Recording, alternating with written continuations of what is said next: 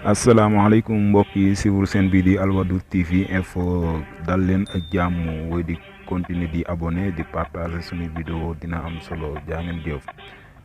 leen fàtte aussi like aimer partager information bi nag mu ngi dal léegi wàcc xibaar bu jóge ci waa gis-gis ginnaaw coow li nga xam ne amoon na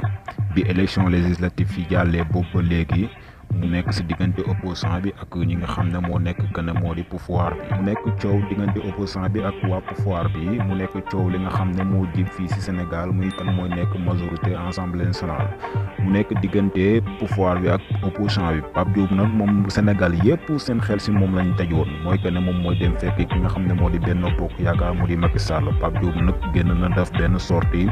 di source yi nag ñu jëlee ko ci nga xam ne ñoo di waa bokk gis-gis mu wax que ne moom du mooy ki nga xam ne moom mooy fekk ji Benno Bokk Yaakaar xelam xolam xalaatul sax dem fekk ki nga xam ne moo di Macky